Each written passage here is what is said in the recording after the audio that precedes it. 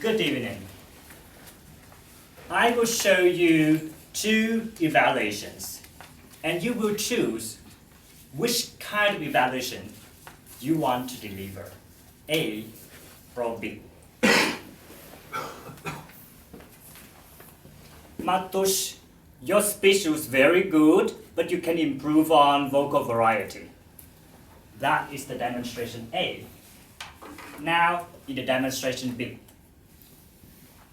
Did you notice Matush's speech, how his message collided with all the main points in the speech?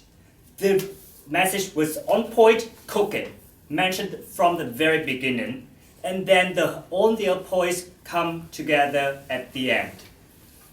What I think he can improve on to make the speech has more impact is to play with the vocal variety. But it's a lot with vocal variety. Let's focus on one, the volume. Project the voice as loud as the room, so everyone in the room can hear, even the one from the back. But it doesn't mean you have to shout. You can speak softly, so people draw attention to what you speak. Which evaluation you want to deliver, A or B? Who choose A? Who choose B? Thank you. Hello again. My name is Tai. I'm the winner of the club level, area level, division level, and the third level, the third runner place of the district level of the evaluation contest. And I'm here today to give you some ideas, some tips of how to elevate your evaluation and probably for a win, because isn't that nice to have another members from Toastmaster Tallinn to represent at the district level, the highest level of the evaluation contest? Are you ready? Yes. Yes. So here are my 5 tips to elevate your evaluation for a win.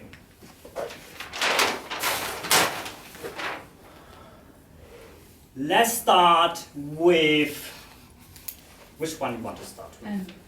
N. What is the main difference between the demonstration A and demonstration B? Notes. Details. Yes. On the demonstration A, I used notes, and on the B, I didn't. For the club meeting, it's okay to use notes. But with the higher level contest, it looks more professional if you do not use notes. Because when you have no notes, you can engage more with the audience, your hands are free, you can use the hand gesture when you give the evaluation. It's difficult to do without notes. It requires practice and strategy to do when you have the evaluation contest. In the evaluation contest, you will have 5 minutes to prepare for the evaluation before you give the evaluation. So in that 5 minutes, takes about 2 minutes to run through your notes and try to remember the notes. And then the next 3 minutes, rehearse the evaluation without notes. So in that time frame, you run through your speech, the evaluation, and you know what you need to say without notes. So that is N.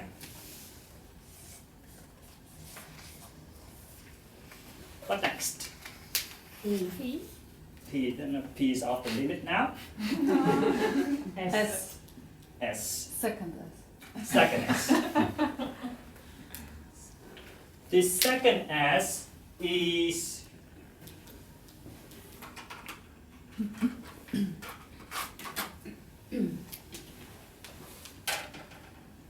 will put it right here.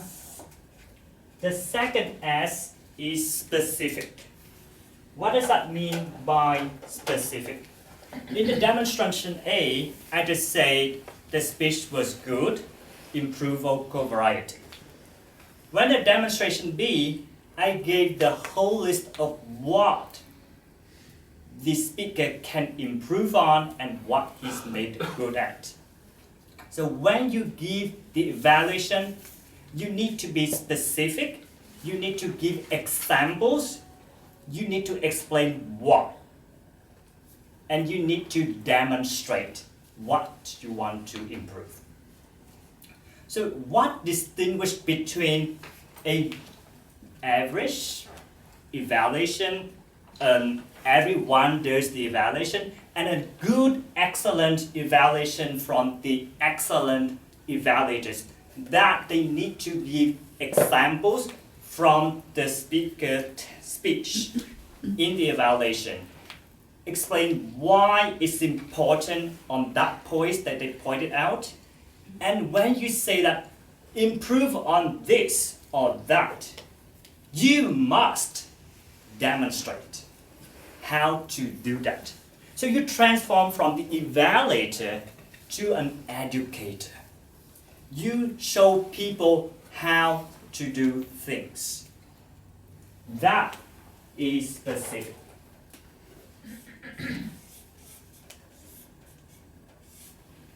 Next.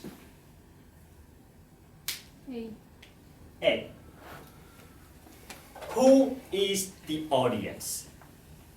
Who do you think you give the evaluation to? Or what is the purpose of the evaluation?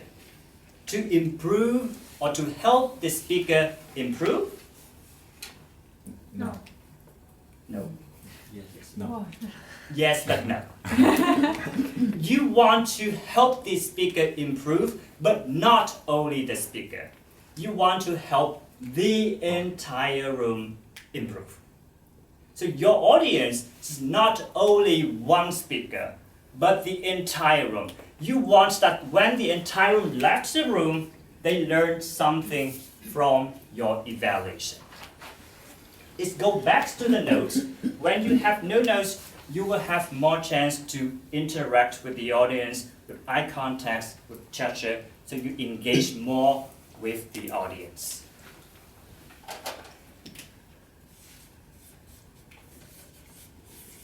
It moves to the last part before the secret P, the S. An evaluation is a speech. When you realize that the evaluation is an actual 3-minute speech, you need to gear up your evaluation with the one very specific ingredient to make the speech good. Structure. So this can be either speech or it also structure.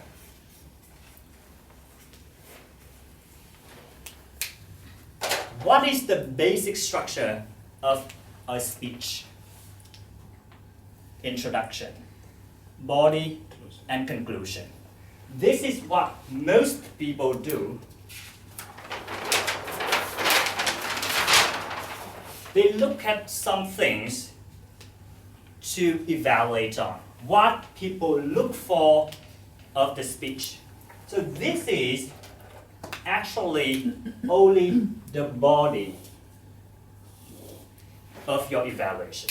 Most people just give, okay, this speech good, you improve on this, this. That is only the body of the evaluation. You want to start your evaluation with an introduction. You want to start your evaluation with a hook.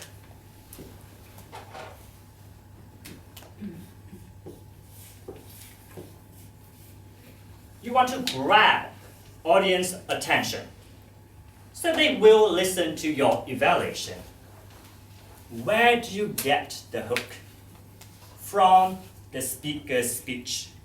For example, something that memorable from the speech, something that resonates with you, something that you can relate to, the main message of the speech, or the takeaway message that you take away from the speaker. Some memorable line, some punchline. Use those as the hook to open your evaluation. Then you move to the body of the evaluation.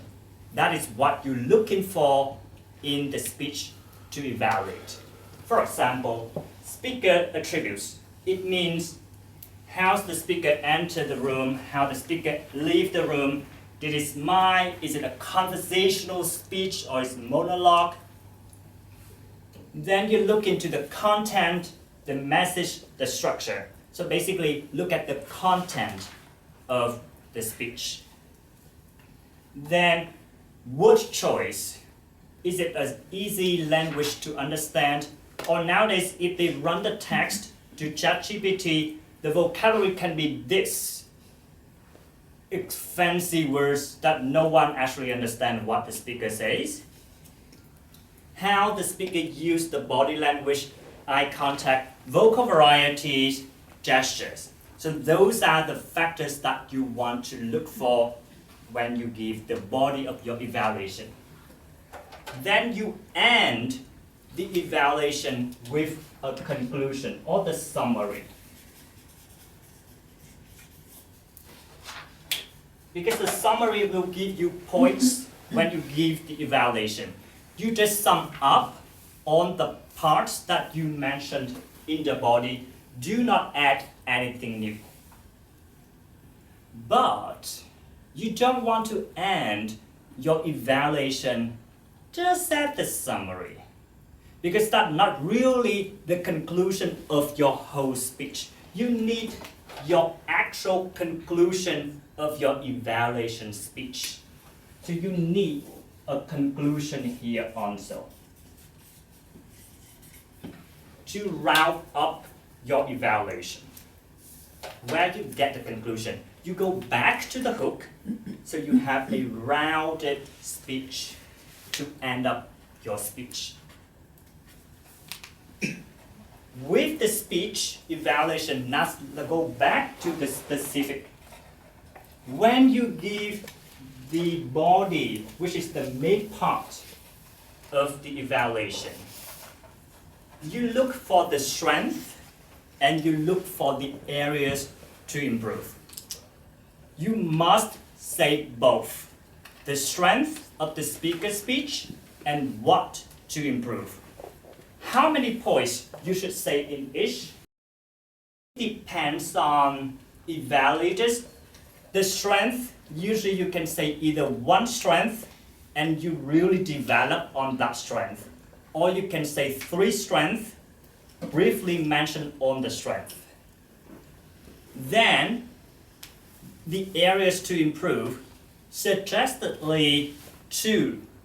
1 for content and 1 for delivery.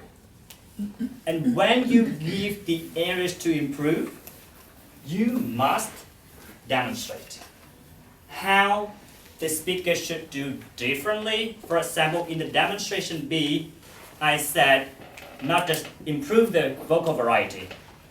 I demonstrated how the vocal variety, specifically volume, can be played and adjusted as a demonstration. So when you give the areas to improve, that is the delivery.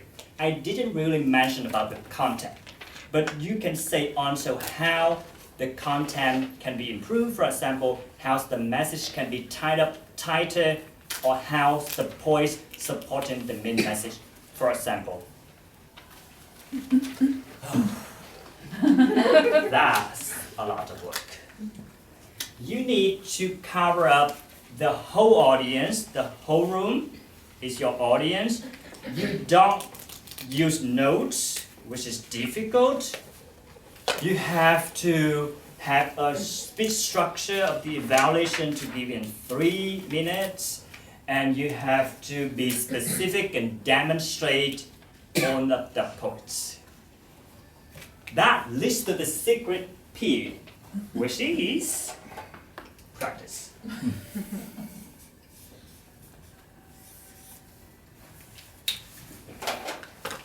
First thing you can do is always evaluate.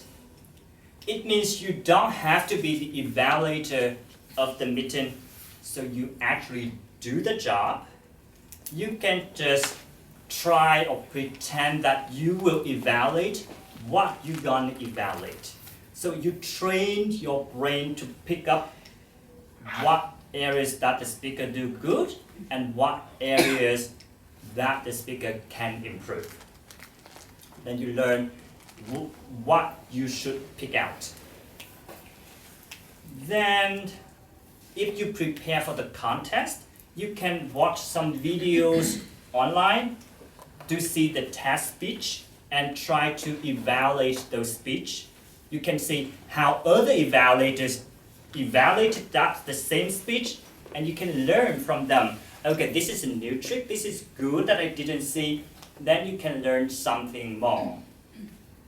And on the day of the evaluation contest, go with a clear mind.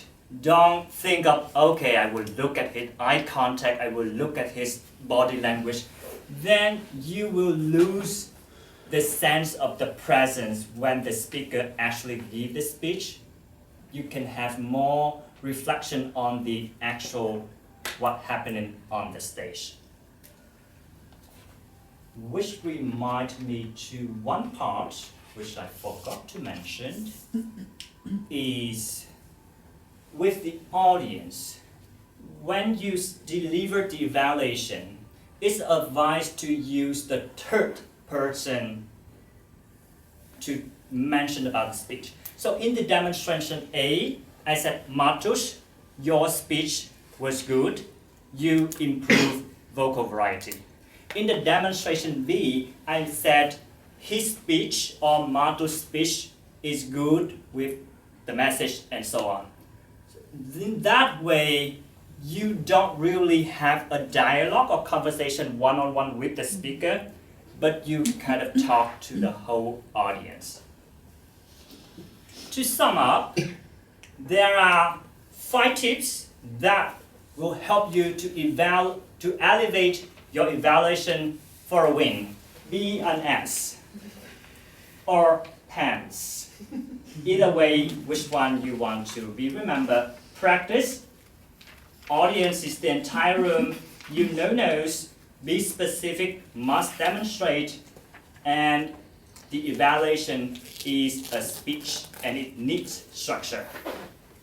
I hope that with that, my 5 tips to elevate your evaluation, we will see the next trophy at Toastmaster Tallinn next time. Thank you.